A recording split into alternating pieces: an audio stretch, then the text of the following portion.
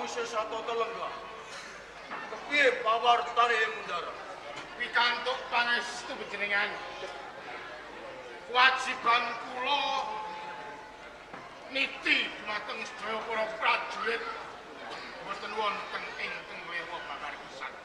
Sedaya kantun nyadong dawuh. Bagus. Nganti slira kabeh tak kumpulake ing paseban aku. Jalaran aku kepengin takon marang sira segara geni. Wus pirang ramba anggonku ora sowan netepi wajib ana ing Singosari. Kanjeng Adipati, piye menawi mboten lepat sampun tigang pisan nate panjenengan mboten marak sowan wonten ing negari Singosari. Wus telung pisan Menika ingkang mongko gelang-gelangi kabawah ing pemerintahan Singosari. Yen miturut kowe Winata, anggonku ora sowan. Iki bener apa luput? menika leres. Bener. Yen kowe kepiye jalanku? Yen ingin pranatan ingin sampun kapacang panjenengan menika lepat. Luput. Menika leres. Umpami panjenengan menika sampun boten sowan kaping 3 wonten ing Singosari. Kula kinten panjenengan anggadhe panjangka ingin kuwata. Kula namung nyumanggaaken nyemplung kula pitados. Lantik pangrai tamu anakku jaran mulia. Jalaran pancen wis tak temu. Anggonku ora sowan. Ora netepi wajib ing Singosari. Yen sira kabeh durung mangerten bakal tak jarwan. Sadurunge ana wangsa rajasa. Iki luwih dhisik ana wangsa Isana. Wangsa Isana ing kadiri kabeh iki mau leluhurku. Leluhurmu bareng kowe. Wiwit saka Eyang Prabu Jayabaya tumurun ana Eyang Prabu Kameswara. Banjur Eyang Prabu Kertajaya Dandang Gendis. Nanging Eyang Prabu Kertajaya Dandang Gendis diklenah kanthi cara licik marang wong desa kang aran Ken Arok Setan Bulat Karamtan Sinartan kasusupan Suting Jati Tumapel Yohan Sobati saling sere kadiri timbul Singosari kang jumeneng nata ora liya Ken Arok kanthi gelar Sri Rangga Rajasa Batara Amurwai Bumi. Sirep wangsa Isana leluhurku. Tuwuh wangsa Rajasa nganti tumekeng Womu Kertanegara ing Singosari. Sal. Kaping pindho Mas Segul sajroning atiku. Rikala Rama Sang Mapanji Seminingrat andom waris marang ibumu Yogarwaku Trubali. Rikala semono garwaku Trubali bakal kaparingan bumi kadiri Ndara. Nanging katampel dening Kertanegara malah kaporo diparingi bumi ing gelang-gelang. Lah yen kaya mengkene Mundara banjur aku kudu kepiye? Sinun Yo. Kanjeng Adipati. Paring kula matur sedhi. Yo. Tenanipun apa to sebabe kok ngantos panjenengan tampel bumi kebumi kapapanaken wonten ing Singosari. Sengaja dipun pisahaken kalian wangsa Isana ingkang mapan ing Kediri. Wangsa Isana ingkang sampun kasil nuwuhaken Kediri Jayati.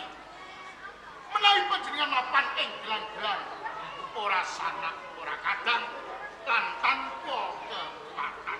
Mila sedaya menika satranipun sampun dipun waca dening Kertanegara.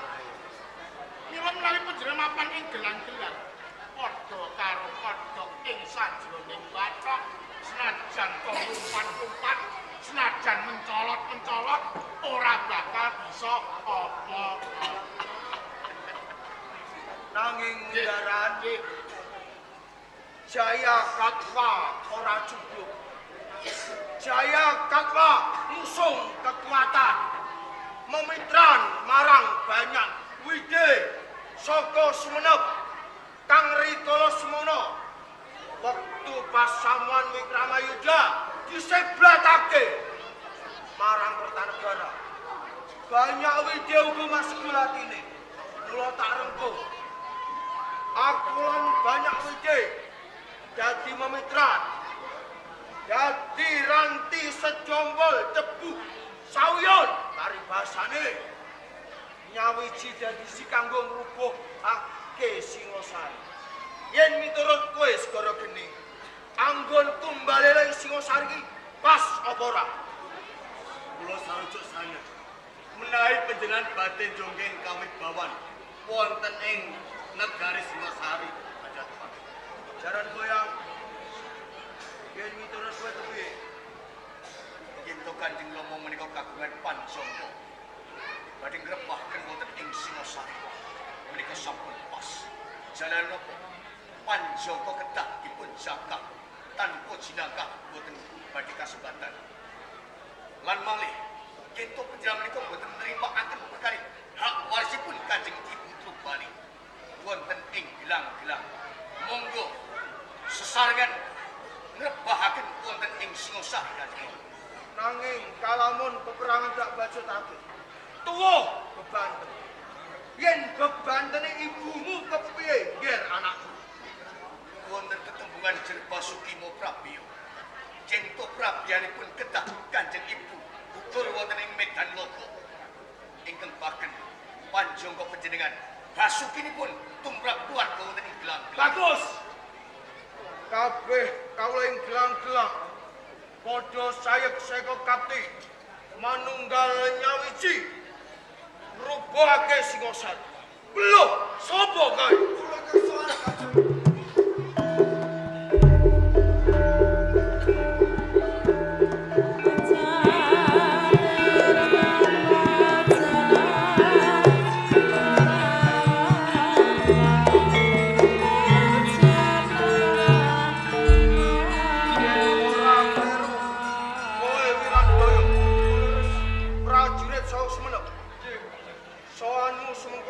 Bojro ana wigati apa Wirandaya? Saderengipun kula matur, kula nyuwun ngagung ing samudra pangarsa. Iya ora dadi ngopo.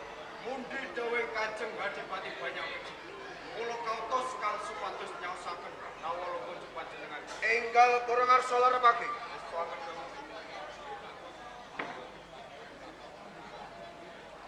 Wirandaya, dawuh ketibane Kanjeng.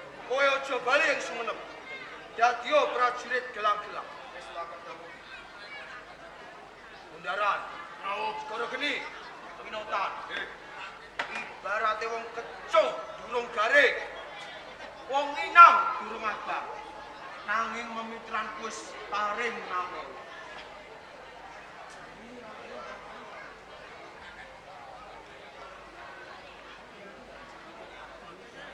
Srenggala lan Badak lunga ing Malayu. Singosari mung kari macan tuwa kang ompo. Apa tegesipun?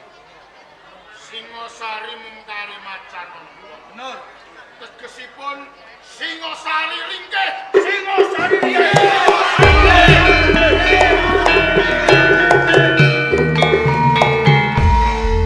Singosari boten linggih lho.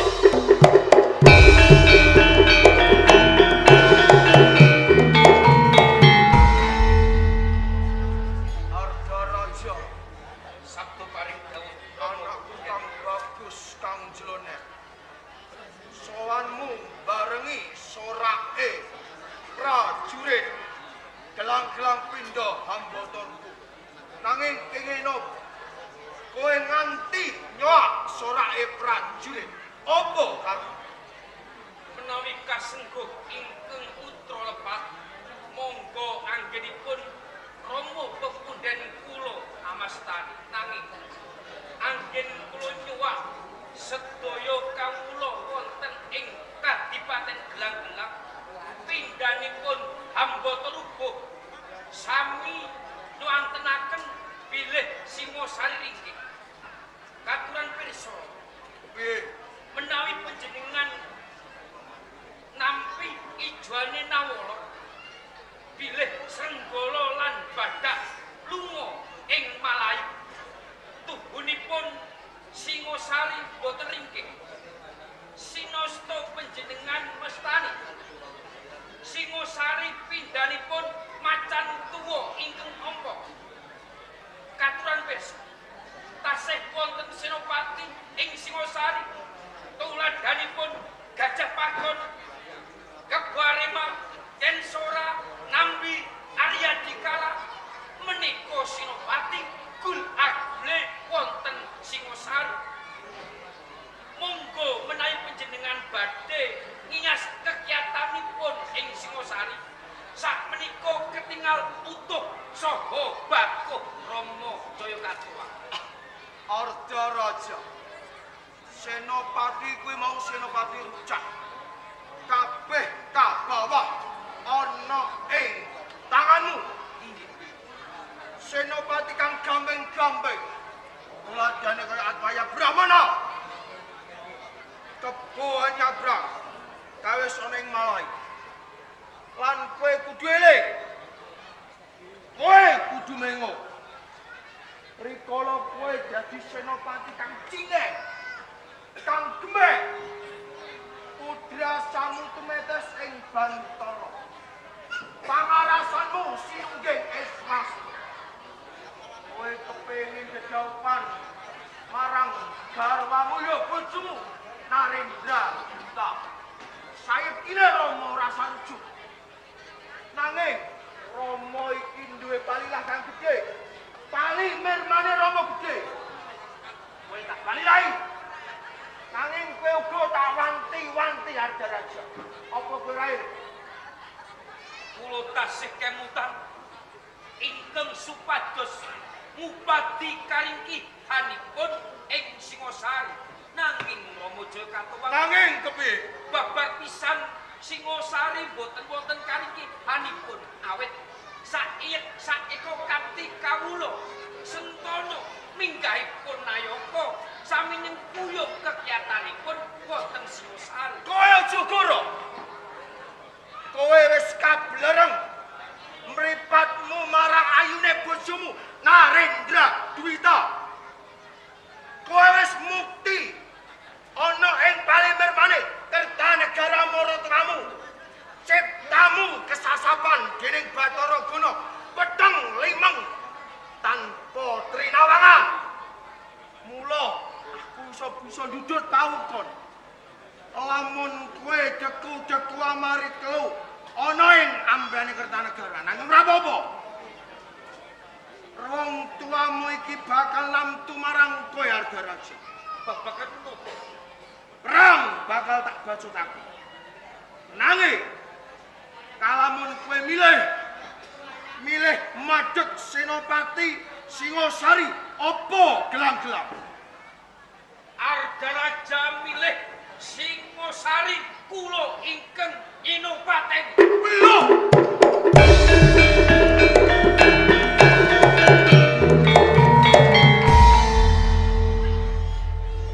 Anakku sing tak golo-golo. Jebule wow saka gendongan. Atiku kaya dinubruk mong tuna. Dirodo mentok. Sobat nanging ora apa-apa. Kowe satria. Arda Raja. Yen kowe wis duwe pepuntun kaya ngono. Aja pisan-pisan kowe kepengin duweni hak waris ing gelang-gelang. Gelang-gelang bawa paringake marang adimu jaran kowe. menawi panjenengan badhe peparing warisan sapetaipun dhateng Yai Jaran Goyang.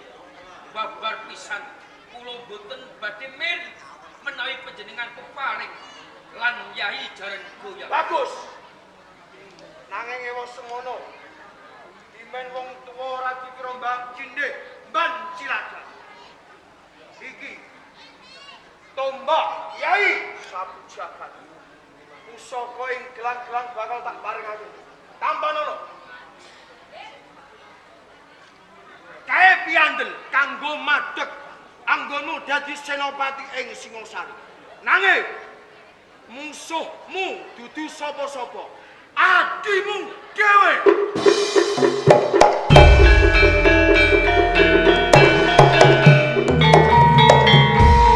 Tak enteni ing palagan. Kang Masya Darasa.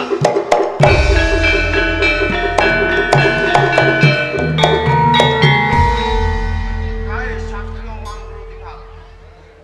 Ora pantes kudu Mas. Mundaran, Rawuh. geni, pinotan, iritan prajurit Sahakso ini kanthi gelar Cakrabuya jebolen benteng Singosari. Jaran Goyang derek ke Mundaran. Buka!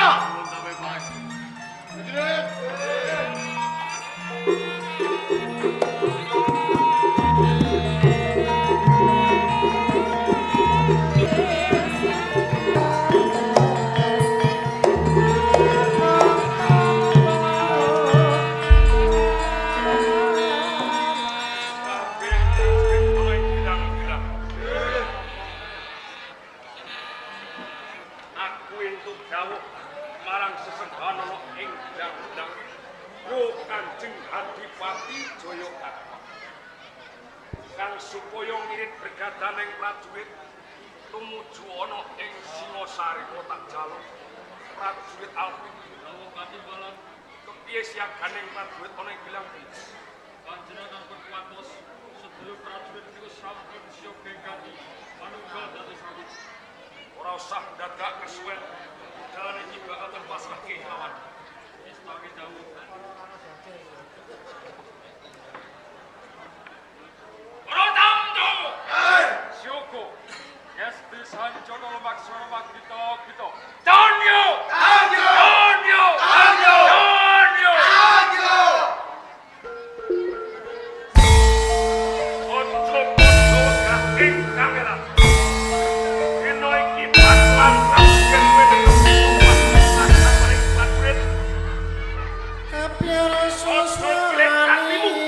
sing kukuh waktu bebarengan yang kuyung wibawane